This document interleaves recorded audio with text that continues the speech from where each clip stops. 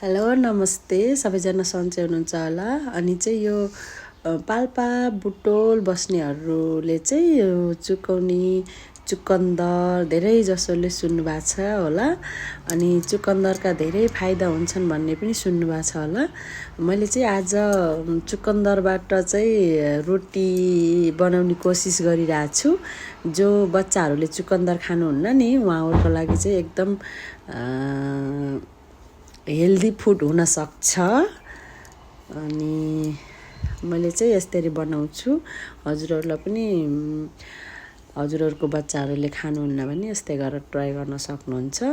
अनि कस्तो बन्छ मलाई चाहिँ कमेन्ट गर्नु। अनि चाहिँ मैले चुकौनी चाहिँ अब चुकौनी त सबै साथीहरूले बनाउनुहुन्छ नर्मल्ली। मैले पनि आज यसो ट्राई गरेछु। अनि मेरो तरिकाबाट हजुरहरूले यो चाहिँ आफ्नो आफ्नो तरिकाबाट जस्तो मनपर्छ त्यस्तै बनाउन सक्नुहुन्छ। मलाई चाहिँ अलिकति लिक्विड मनपर्छ, त्यही भएर मैले यसरी बनाउँछु। ट्राई गर्नुहोस् हस् त। धन्यवाद।